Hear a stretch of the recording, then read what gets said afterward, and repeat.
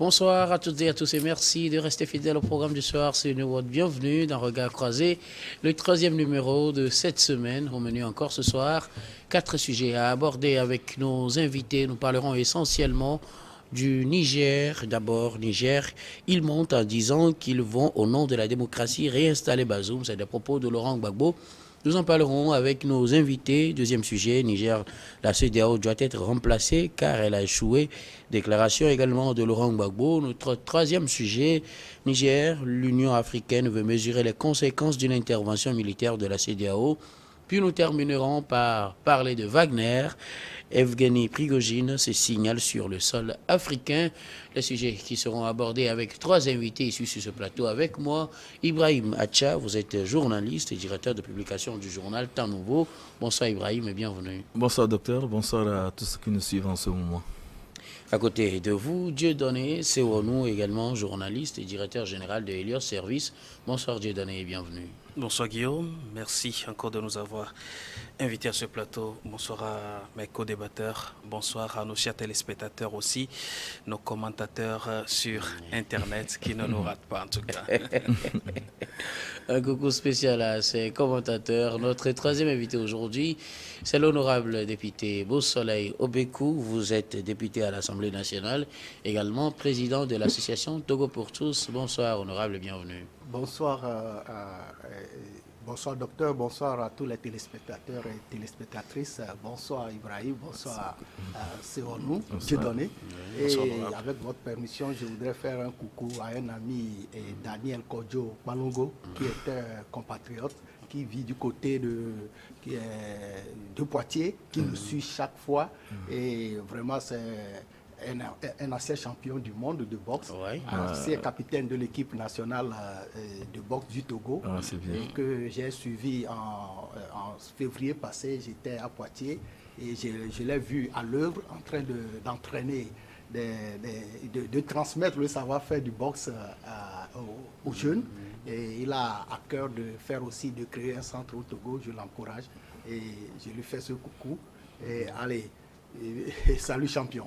Bonsoir. Voilà, un coucou spécial donc à notre champion Palogo, un coucou spécial également à vous tous qui nous suivez sur notre chaîne YouTube. Vous pouvez également laisser vos commentaires, mais comme on le dit toujours, dans le respect. Nous attaquons notre premier sujet, direction la Côte d'Ivoire pour parler du Niger. Ils montent en disant qu'ils vont, au nom de la démocratie, réinstaller Bazoum. C'est les propos de l'ex-président ivoirien Laurent Gbagbo au cours d'un entretien accordé à la presse ce mardi 22 août à Abidjan, en Côte d'Ivoire. L'ex-président ivoirien est revenu sur l'actualité politique dans son pays, mais aussi en Afrique. Il est question pour lui d'aborder la situation actuelle au Niger. Laurent Gbagbo estime que c'est un mensonge quand on veut réinstaller Laurent Gbagbo dans son fauteuil présidentiel. La question est à qui veut la prendre. Finalement, qui dit vrai? C'est aussi simple que ça, ma question. Non, mais je ne comprends pas les propos du président Laurent Gbagbo. Il est intervenu, vous savez, tout le monde intervient pour donner son opinion de la situation actuelle au sujet du Niger. Donc, je ne crois pas que la CEDEAO, c'est par principe, ces règles-là, l'intervention militaire, ce sont des principes de la CEDEAO qui ont été approuvés par tous les États membres. Donc, actuellement... Intervention militaire pour aller réinstaller un président déchu? Bien sûr, un président déchu par un coup d'État qui est illégal, qui est illégitime. Je refuse la CEDEAO, le Niger lui-même, pour accéder au pouvoir au Niger, c'est par les élections. Jusque-là, ce n'est pas contesté. Donc, ce n'est pas contesté. Mais la CEDEAO n'invente pas ces principes-là. Donc, c'est les principes qui ont été approuvés par les chefs d'État, y compris Laurent Gbagbo en son temps. Il faisait, et la Côte d'Ivoire faisait partie de la CEDEAO. Et la Côte d'Ivoire fait toujours partie de la CEDEAO. Et ces principes-là, c'est clair. Mais ici, la condition, la situation fait que beaucoup estiment que une intervention militaire n'est pas opportune et qu'il faut à tout prix l'éviter. Et c'est vrai. Mais dire que la CEDEAO, il monte que les chefs d'État de la CEDEAO mentent qu'ils veulent installer au nom de la démocratie. Moi, je le dis, c'est un principe. C'est au nom de cette démocratie qu'on veut installer, non pas Bazoum en tant que personne, mais Bazoum en tant qu'institution de la République du Niger. Le président de la République démocratiquement élu. Donc, je crois que c'est son opinion aussi. Mais bon, à mon avis, la CEDEAO est dans son rôle et ce rôle-là, vraiment, on ne peut pas l'accuser pour ça. Seulement que l'intervention militaire, quand même, c'est très risqué et ça peut causer, et ça va causer, c'est pas que ça va causer beaucoup de dégâts, et surtout au niveau de la population nigérienne. C'est ce qui fait que beaucoup de voix s'élèvent pour que la CEDEAO revoie sa copie sur l'intervention réelle et militaire au niveau du Niger. Mais par principe, si c'est une pression pour mettre sur les putschistes, pour rétablir la légalité et rétablir l'ordre constitutionnel en remettant le pouvoir à celui qui a été élu par le peuple, la Côte d'Ivoire et la CEDEAO est dans son rôle. On ne peut pas l'accuser pour ça. Donc moi, je ne crois pas que la CEDEAO,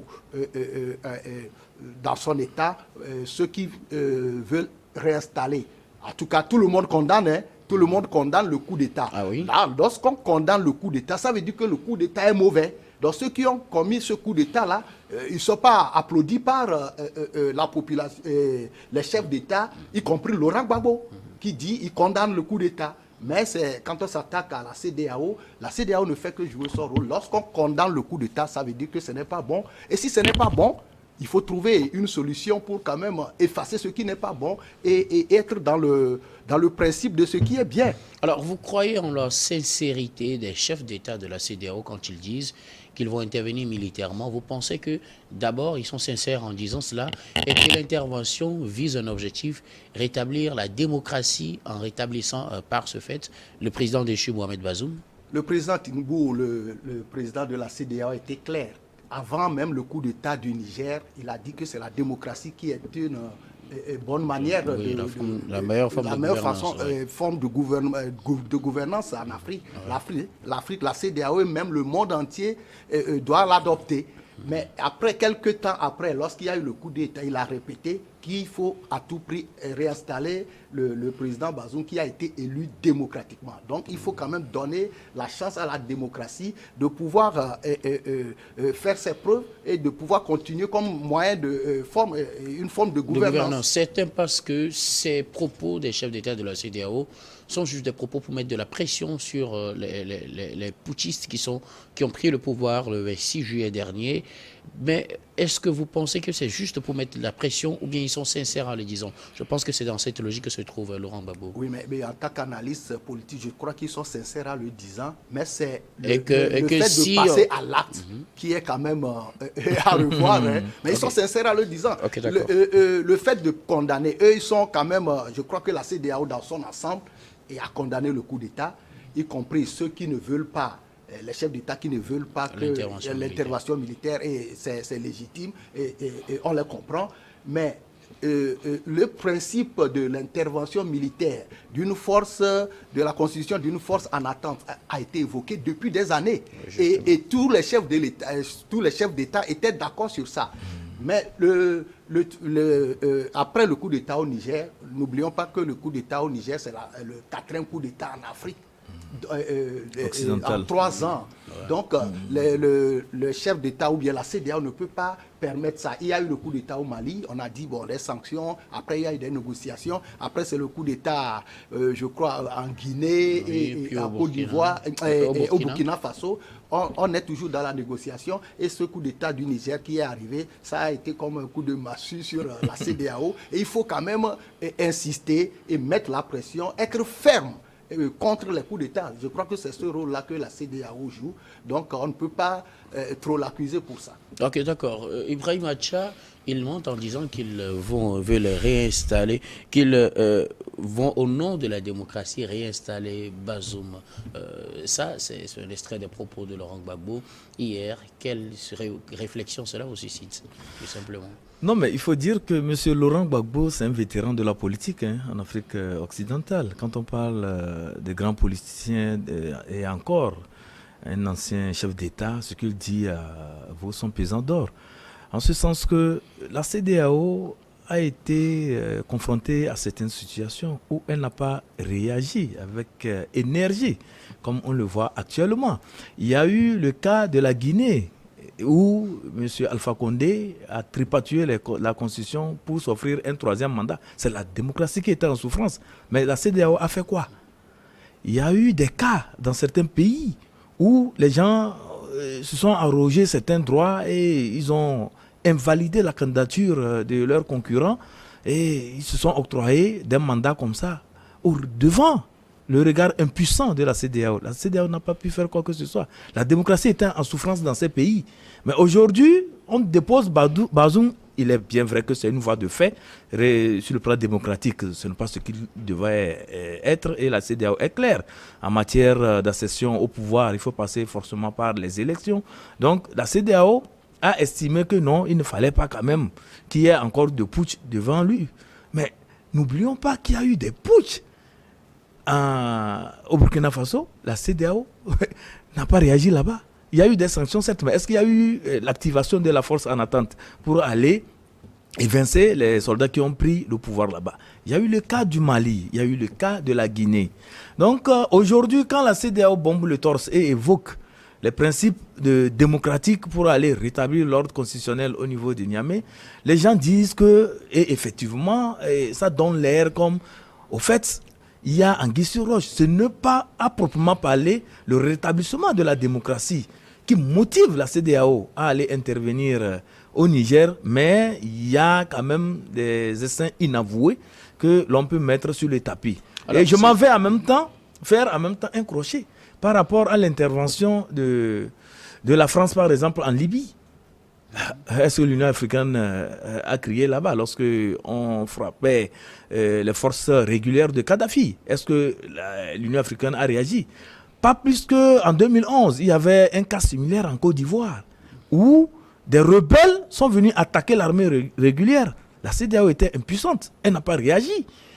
Et donc c'est pas aujourd'hui qu'on va nous montrer que... de réagir à travers l'intervention militaire, justement. Bien évidemment, la réaction c'est par rapport à l'intervention militaire. Donc la CEDEAO n'a pas envoyé une force pour aller réagir en Côte d'Ivoire et faire chose. Donc il y a beaucoup de situations où la CEDEAO n'a pas réagi, tout comme elle le fait aujourd'hui avec le cas du Niger.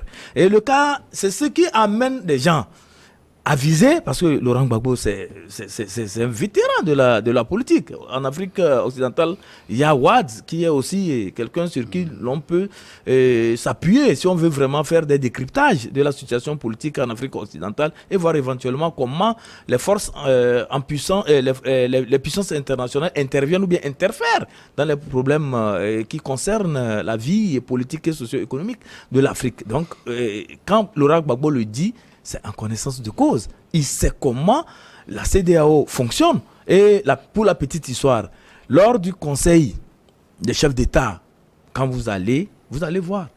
J'ai eu la chance de participer à certains sommets des chefs d'État de la CEDEAO. Quand vous voyez les Occidentaux faufiler dans les salles où il y a le huis clos et tout ça là, vous comprenez aisément que la CEDEAO n'a pas proprement parlé les moyens de sa politique.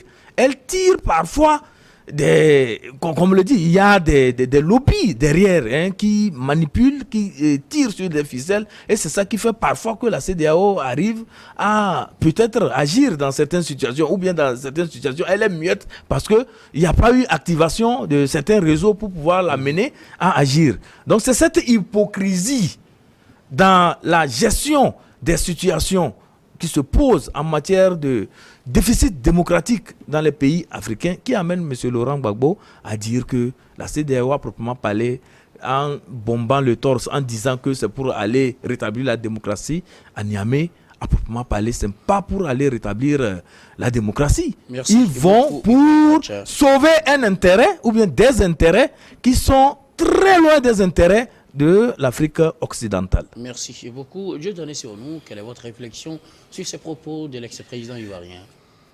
Ils mentent en disant qu'ils vont rétablir Laurent Gbagbo au nom de la démocratie.